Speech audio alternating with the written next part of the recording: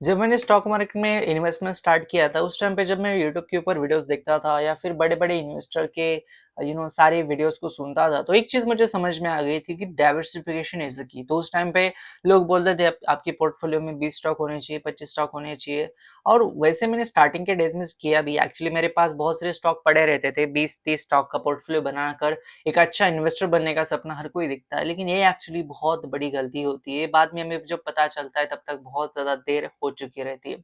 हमेशा लोग सेफ्टी के अंदर रहते हैं कि मेरे पास अगर 10 स्टॉक होंगे तो उसमें से 9 भी खराब हो जाएँगे, तो अगर 1 स्टॉक मल्टीप्लाई अगर बन जाएगा तो मेरा इन्वेस्टमेंट का रिटर्न्स मुझे मिल जाएगा। लेकिन एक्चुअली में इससे आप डिले बहुत करते हो आपके खुद के इन्वेस्टमेंट की पोटेंशियल को जानने के लिए। ये ऐसा मैं क्यों कह रहा हूँ? बिकॉज़ ये चीज़ मैंने नोटिस की है। मेरे पास कुछ कैपिटल था 4 लाख रुपीज़ के आस-पास। जब मैंने एक स्टॉक के अंदर इन्वेस्ट किया था तो मुझे नहीं पता था ये स्टॉक इतना आगे भाग जाएगा। लेकिन वो मेरे पास सिर्फ एक ही स्टॉक था। उस टाइम पे मेरे पास चॉइस था कि मैं 4 लाख रुपए 10 अलग-अलग स्टॉक में 40-40 हज़ार रुपए डाल दूँ और फिर सेफ्टी की तरह देखूँ। लेकिन मैंने सोचा लेट्स ट्राई इट और उसके बाद मुझे पता चला कि ये जो सारे डाइवर्सिफिकेशन के रूल्स हैं, ये एक्चुअली में बहुत ही ज़्यादा गलत है बिकॉज़ इसके बारे में वॉरेन बफेट ने बहुत ज़्यादा इंटरेस्टिंग चीज़ कही है। जब उनको एक कॉन्फ्रेंस में पूछा गया था कि कितने स्टॉक रखने चाहिए, तो उन्होंने बोला था कि diversification is just nothing but a reason for the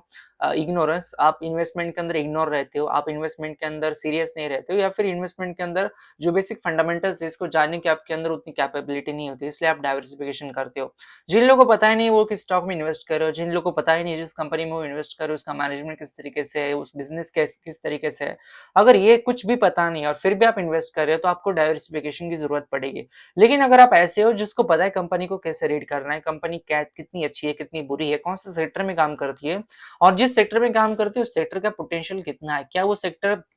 sunrise sector है, यानी आने वाले दिनों में इसका पोटेंशियल आगे जाकर बहुत बड़ा हो जाएगा, फिर सनसेट सेक्टर है जैसे पेट्रोलियम इंडस्ट्री हो गया। अब सब लोगों को पता है कि रेन्यूएबल एनर्जी आके ईवी व्हीकल्स आके जो पेट्रोलियम एनर्जी है उसका फ्यूचर इतना बड़ा नहीं है बिकॉज जो नेचुरल रिसोर्सेस है वो बहुत लिमिटेड है और वो जिस दिन खत्म हो जाएंगे ये सारी इंडस्ट्रीज क्या करेगी उन्हें भी पता है। तो कहीं ना कहीं इस वजह से जो सनराइज सेक्टर है, सनसेट सेक्टर है, इसके अंदर कौन सी कंपनी काम करती है और फिर काम करने के बाद ये कंपनी किस तरीके से पाइवॉट हो सकती है अपने अलग सेक्टर में, कैसे किस तरीके से अपना एंट्री मार सकती है, क्या इसका बेसिक बिजनेस इतना स्ट्रांग है कि बेसिक बिजनेस से जितने सारे प्रॉफिट्स आते हैं उस प्रॉफिट्स को वो नए बिजनेसेस में इन्वेस्ट कर सकती है। ये सारी चीजें अगर आप सोच नहीं सकते हो, इससे ये सारी चीजें अगर आप कहीं ना कहीं रीड नहीं कर पाते हो, कंपनी के बैलेंस शीट को आप नहीं देख पाते हो, कंपनी का कैश फ्लो को अगर आप रीड नहीं कर पाते हो, इसके वैल्यूएशन को रीड नहीं कर पाते हो, तो ऑब्वियसली आपको डाइवर्सिफिकेशन की जरूरत पड़ेगी। लेकिन अगर आप ऐसे इन्वेस्टर हो जिसको पता है कि मैंने किस स्टॉक में इन्वेस्ट किया है, जिस स्टॉक में मैंने इन्वेस्ट किया हुआ है ऑलरेडी, इस स्टॉक की वैल्यूएशन कितने अच्छे है, कितने बुरे हैं,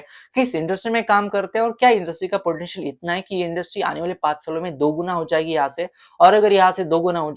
जाती है तो मेरा स्टॉक ऑब्वियसली भागेगा। अगर ये सारी फ्यूचरिस्टिक थिंकिंग आपके पास नहीं है, सिर्फ थिंकिंग नहीं, लॉजिकल अगर आपके पास ये सारी रीजंस नहीं इन सब क्वेश्चंस के, तो ऑब्वियसली आपको डाइवर्सिफिकेशन की जरूरत पड़ेगी। और कहीं ना कहीं डाइवर्सिफिकेशन करने से होता क्या है कि आपके रिटर्न्स तो बनते हैं लेकिन आपके रिटर्न्स बहुत ही लॉन्ग ड्यूरेशन में बनते हैं जब आपके पास कम कैपिटल होता है और अगर आप रीड नहीं करना चाहती हो या फिर कम कैपिटल के ऊपर रिस्क नहीं लेना चाहती हो तो ऑब्वियसली आपको डाइवर्सिफिकेशन की जरूरत पड़ती है। तो कहीं ना कहीं एक स्टॉक जो है आपकी पूरी जिंदगी बदल सकता है, लेकिन ये एक स्टॉक को ढूंढने के लिए आपको बहुत ज्यादा मेहनत करनी पड़ेगी। वो मेहनत कैसे करोगे? सबसे पहले तो एक चीज देखो कि कोई भी कंपनी में इन्वेस्ट करने से पहले, कितनी भी अच्छी कितनी भी हाइप कंपनी हो, एक बेसिक चीज है, कंपनी अगर प्रॉफिट मेकिंग नहीं है तो आपको उस कंपनी के अंदर इन्वेस्ट नहीं करना है। अगर आप सिर्फ एक ही स्टॉक के अंदर इन्वेस्ट करने वाले हो तो आपको वो बेस्ट ऑफ बेस्ट चाहिए, सिर्फ आपको बेस्ट नहीं चाहिए, सिर्फ आपको गुड नहीं चाहिए, आपको बेस्ट ऑफ बेस्ट चाहिए। और बेस्ट ऑफ बेस्ट आपको स्टॉक कैसे मिलेगा?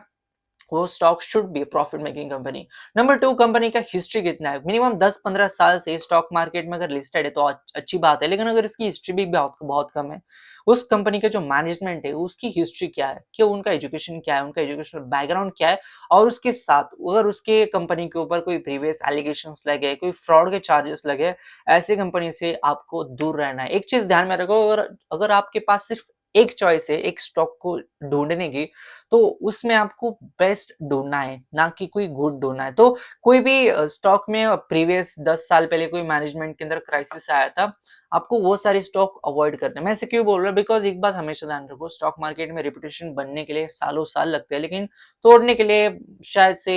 एक दिन भी काफी हो गया। कहीं ना कहीं मैं ऐसे क्यों बोल रहा हूँ, बिकॉज जिस स्टॉक के अंदर बहुत सारे प्रॉब्लम्स आ चुके रहते हैं, जिस स्टॉक के अंदर रेपुटेशन के बहुत सारे इश्यूज रहते हैं, उस स्टॉक के तरफ देखने का इन्वेस्टर का नजरिया बहुत गंदा होता है। दूसरी बात की जो एफआईज और डीआईज होते हैं, इनके स्टेक्स ऐसी कंपनीज में बहुत ही अक्सर बहुत कम टाइम पर आते हैं या फिर बहुत कम क्वांटिटी में आते हैं, बिकॉज दे ऑलरेडी नो कि इस कंपनी का मैनेजमेंट अगर फ्रॉड है या फिर इस मैनेजमेंट ने लोगों के साथ कुछ फ्रॉड किया है, तो ऐसी कंपनी से वो लोग हमेशा दूर रहते हैं, because they are handling other people's money. तो कहीं ना कहीं वो भी चीज आपको ध्यान में रखनी है कि आपके पास सिर्फ एक चॉइस है ढूंढने का, एक स्टॉक को ढूंढने का, तो आपके पास वो बेस्ट होना चाहिए, प्रॉफिट मेकिंग होना चाहिए, और मैनेजमेंट के अंदर कोई भी इशू नहीं होना चाहिए, पास्ट के अंदर बहुत ही क्लियर कट मैनेजमेंट होना चाहिए। और नंबर 3 इज किस सेक्टर में वो लोग काम कर रहे हैं। अगर सेक्टर बहुत अच्छा है, चाहे आज के डेट में कोई इसको नहीं पूछ रहा है, जैसे इंडिया में है कि रेलवे सेक्टर आने वाले दिनों में बहुत अच्छा करेगा, बिकॉज रेलवे इंफ्रास्ट्रक्चर इंडिया को आगे जाने के लिए काफी इंपॉर्टेंट है। तो कहने के ऐसे सेक्टर जो आप ढूंढ सकते हो, गवर्नमेंट की पॉलिसीज को थोड़े आप रीड कर सकते हो कि गवर्नमेंट का फोकस किस तरीके से है। गवर्नमेंट चाहती है कि इंडिया आगे बढ़े, इंडिया आगे बढ़ना के लिए आपके पास चाहिए इंफ्रास्ट्रक्चर, और इंफ्रास्ट्रक्चर के लिए आपके पास रोड्स रेलवेज आपके बहुत अच्छे होने चाहिए। तो एक बेसिक अंडरस्टैंडिंग अगर आपको आ जाती है, तो एक आप अच्छा डिसीजन भी ले सकते हो। तो इस तरीके से आपको देखना है कि अगर सनराइज इंडस्ट्री में वो स्टॉक काम कर रहा है और स्टॉक बहुत अच्छा है, ऐसे स्टॉक में इन्वेस्ट करने के टाइम पे आपको उस स्टॉक के वैल्यूएशंस भी देखने उतने ही ज्यादा इंपॉर्टेंट है। सिर्फ सनराइज सेक्टर अच्छा है, मैनेजमेंट अच्छा है, और कंपनी का प्रॉफिट मेकिंग है, लेकिन अगर आप उसको गलत वैल्यूएशन के ऊपर खरीद रहे हो, अगर आप उसको 120 140 की पीई के ऊपर खरीद रहे हो, तो आपके रिटर्न्स यहाँ से कितने बनेंगे वो भी आपको देखना चाहिए। तो कहीं ना कहीं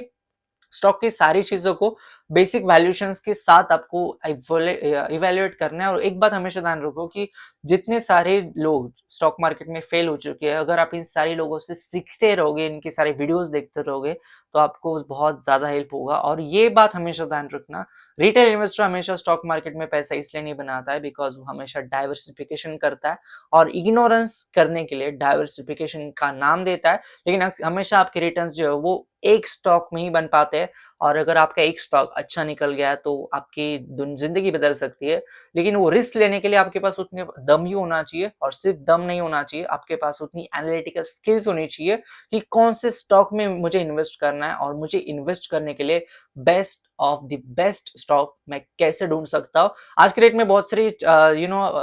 वेबसाइट से स्क्रीनर से moneycontrol.com है इंडिया में स्पेशली, उन सारी वेबसाइट्स को आप देख सकते हो, वैल्यूएशंस देख सकते हो, कंपनी टू कंपनी कंपैरिजन कर सकते हो, और हर एक चीज आपको देखने के लिए आ जाती है कि किस तरीके से कौन सा स्टॉक परफॉर्म कर रहा है, और इसके फाइनेंशियल किस तरीके से स्ट्रांग है। आने वाले दिनों में अगर कोई पॉइंट मिस होता है तो मैं वीडियो में जरूर बताने की कोशिश करूंगा। इस वीडियो में बताना चाहता था कि एक स्टॉक आपकी पूरी जिंदगी कैसे बदल सकता है। धन्यवाद दोस्तों ये वीडियो देखने के लिए, धन्यवाद।